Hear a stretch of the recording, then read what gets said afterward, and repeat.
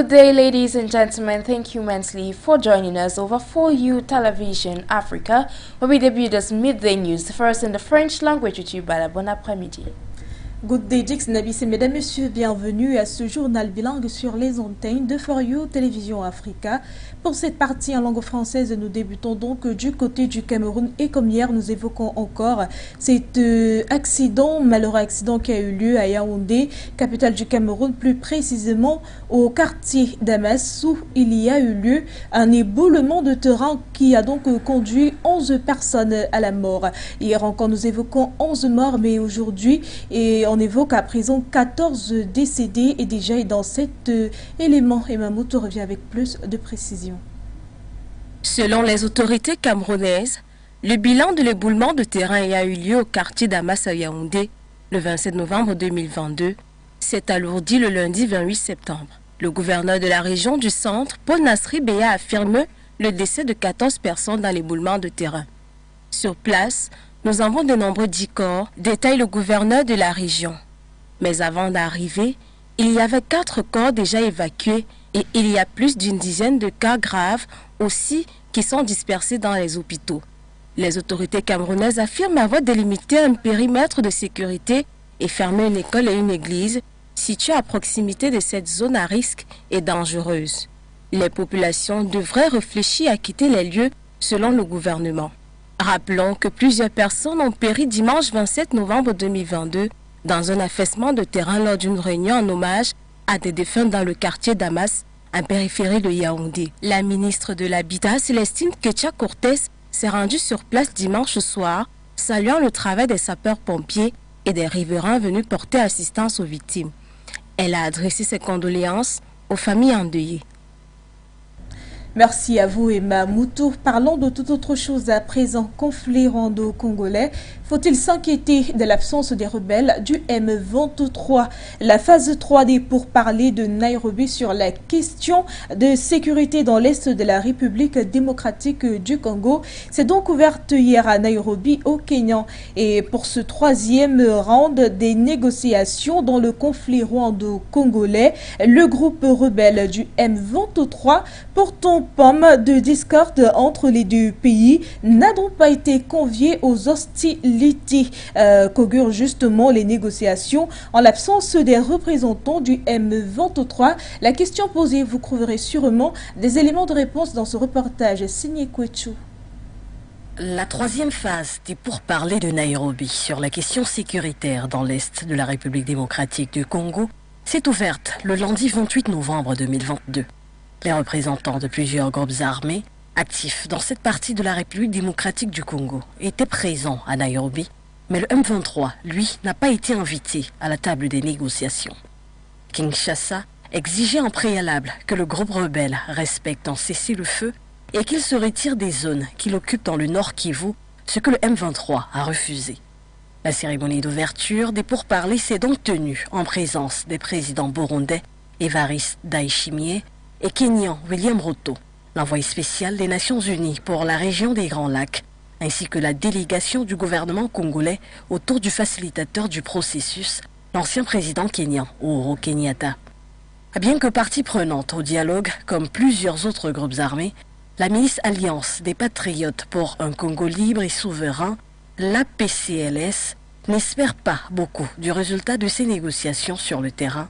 Les rebelles du M23 continuent de renforcer leur position dans le territoire de Rutshuru et s'approchent dangereusement de la ville de Goma en essayant de contourner par Massissi. La ville de Bossango, dans le nord de la République centrafricaine, a donc été témoin d'une série d'explosions. C'était dans la nuit du 27-28 novembre 2022. Eh bien, un aéronef prenant donc pour cible la base des forces de défense de la sécurité, celle de leurs alliés russes, ainsi qu'une usine de coton. Galebokeya, pour vous, cette actualité. Le porte-parole du gouvernement centrafricain, le docteur Serge Ghislain Djori, dans un communiqué rendu public en date du 28 novembre 2022, a tenu à informer l'opinion nationale et internationale qu'un aéronef a survolé la ville de Bossangoa, localité située dans le nord de la RCA, à 2h50 et a largué des explosifs prenant pour cible une base de forces de défense et de sécurité, celle des alliés centrafricains, ainsi qu'une usine de coton. Selon le dit communiqué, ces explosifs ont occasionné d'importants dégâts matériels.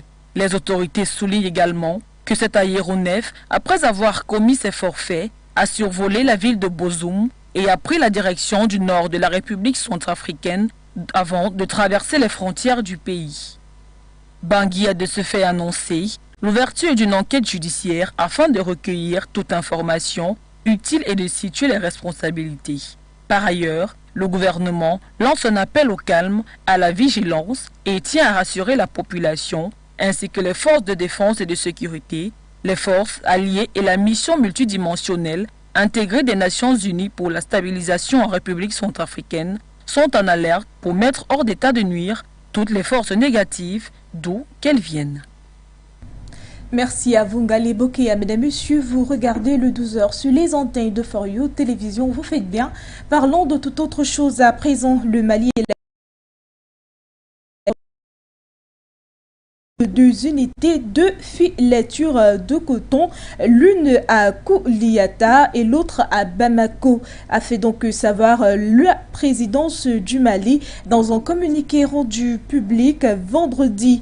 Ces deux installations de filature contribueront donc à environ 15% du PIB et un offre de soulagement pour le développement économique du pays. Nous dites-vous dans ce reportage, Koumabité?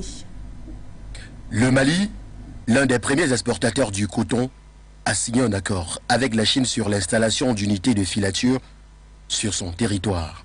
Le pays africain pourra ainsi transformer sur place son coton qui contribuera à environ 15% du produit interbrut national. Une convention signée entre la Chine et le gouvernement de Bamako. C'est plutôt une avancée positive et plein d'espoir dans l'industrie malienne du coton qui devra dans les prochains mois voir deux unités de filature sortir de terre. Le Mali a regagné ainsi en cette année 2022 sa primauté dans la production du coton sur le continent. Selon Bamako, le pays pourra transformer sa production annuelle qui s'élève à 700 000 tonnes. Une initiative plutôt salutaire pour Assimi Goïta et son gouvernement. C'est donc dire que la culture du coton a de beaux jours devant elle, car la création de ces deux usines de filature est un grand facteur de développement économique du pays et pourra contribuer ainsi à la stabilisation du prix du coton, sans compter les milliers d'emplois directs et indirects qui seront créés à la portée de tous les Maliens. De l'autre côté du monde, à présent, le chef de l'État français, le président Macron, le président déchu de l'Afrique, s'est donc rendu aux États-Unis. Ce dernier a donc été personnellement reçu par Joe Biden pour la première visite d'État organisée par le président américain depuis son élection. Occasion justement rêvée pour Emmanuel Macron, qui espère donc profiter pour donc pousser son plaidoyer diplomatique sur la guerre en Ukraine et hausser de ton face le protectionnisme américain. Les précisions sont contenues dans ce reportage. Pour sa deuxième visite d'État et pour une durée de 4 jours, le président français Emmanuel Macron s'est rendu ce jour aux États-Unis d'Amérique à Washington et la Nouvelle-Orléans accompagné d'une délégation. Occasion rêvée pour Emmanuel Macron, président déchu de l'Afrique, qui espère profiter pour pousser son plaidoyer diplomatique sur la guerre en Ukraine et hausser le ton face au protectionnisme américain. Dans le même élan, les Américains feront également leur possible pour éviter que la moindre friction ou déclaration un peu fraîche ne vienne donc ternir la première visite d'État organisée par Joe Biden. Ainsi donc, pour cette première journée, plusieurs activités ont déjà été menées, notamment la visite d'État dans l'après-midi avec le dépôt d'une gerbe au cimetière national d'Arlington. La journée du jeudi, quant à elle, sera le grand moment de cette visite d'État. Cérémonie d'accueil à la Maison-Blanche, hymne national, coup de canon, présentation des délégations et entretien Macron-Biden avec conférence de presse commune dans la foulée durant la matinée. Rappelons que le président rejeté de l'Afrique, qui n'est nul autre que Macron, est le premier président français à avoir l'honneur de se voir proposer 2 visites d'État. La première avait été faite en avril 2018 à l'invitation du président républicain Donald Trump, qui avait entamé une guerre commerciale contre la Chine et en quelques mois plus tard aussi affecté les pays européens. Il avait aussi reçu Joe Biden lors du G7 à Biarritz. Prenons donc cette note et sortons par là. L'accord partenariat de coopération entre l'organisation autonome à but non lucratif TV Novosti, chaîne de télévision Russia Today en abrégé, RTTV et For You Media a désormais vu le jour. Signé par Alexis Kilov, le directeur général de TV Novosti, et Sike Doumbé Diane Manuela, directrice des médias de For You Média. Cet accord de coopération bénéfique donc entre les deux parties est un partenariat qui intervient dans le cadre du renforcement des relations amicales entre l'Afrique et la Russie. Et précisons donc que la signature du partenariat a eu lieu le 9 novembre 2022.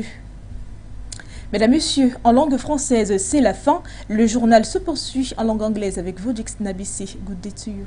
Bon après-midi for the peace. But good day once more, ladies and gentlemen. To open this English segment, we take you to talk cotton in Mali, where Mali has been growing and exporting raw cotton for several years now. The West African nation is one of the largest producers of cotton on the African continent, but has never produced or processed more than 1% of its production. In that regard, the head of the transition, Colonel Assimi Goïta, has signed a memorandum of understanding with China for the installation of spinning units across the country. The rest of the story is with you, Fotso.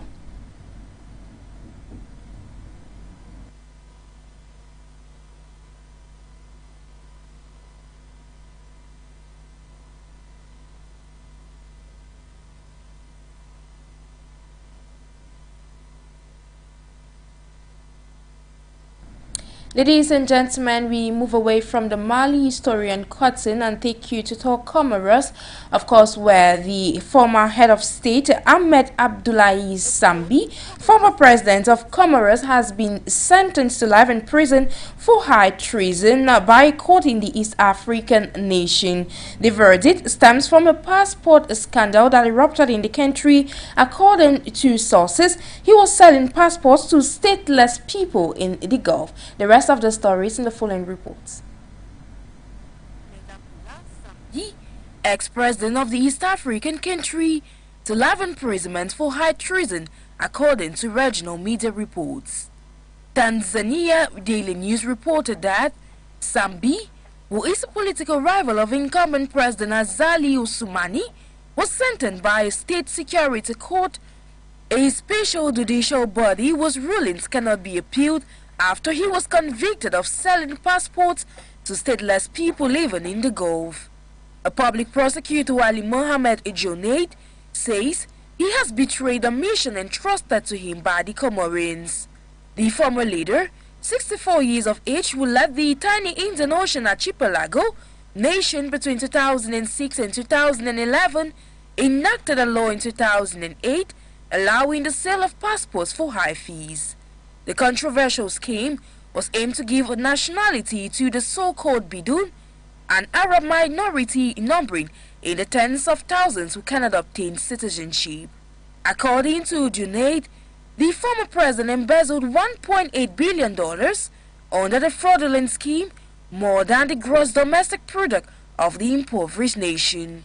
Sambi's lawyer June Giles Halimi, however, refuted the accusation, saying no evidence has been provided. Sambi, however, refused to attend the trial on the grounds that there were no guarantees he would be judged fairly. We move away from that story that took place in the East African country, and we now talk the sad incident that happened last week over the weekend in Cameroon, where dozens of persons were killed following a landslide at Antan neighborhood in Damas, in Yaoundé 3 subdivision, Funde division of the Central region over the weekend. The rest of the sad story is with your Fotso.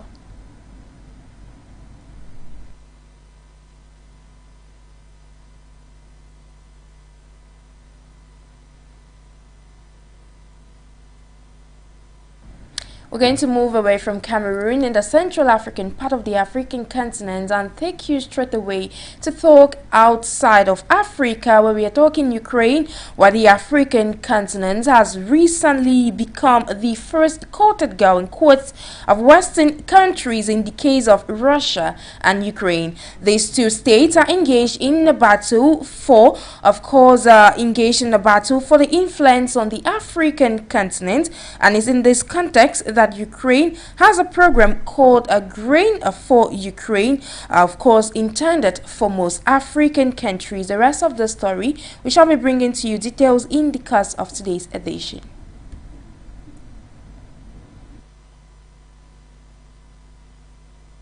Ladies and gentlemen, to wrap up this English segment, to give you this brief announcement which says that a TV Novosti, a Russian today television channel, acronymed the RUTT TV, has entered into a partnership with the Pan-African Television for You Media Africa. This follows a deal signed on November 9, 2022, the agreement of cooperation between the autonomous non-profit organization and For You Media Africa. Of course, according to the media director for You Media Africa, Madame Sikendumbedian Manuela, and the director of TV Novosti, Alexei Nikolov, this cooperation would be beneficial to the two parties. Just to reiterate that this partnership comes to intervene within the framework of the reinforcement of the friendly relations between the African continent and Russia. Ladies and gentlemen, that will be it for the English segment of this midday news over For You Television Africa. I've been Jix Nabise for the English presentation. Pour la version française, je suis Bala, restez en compagnie de nos programmes.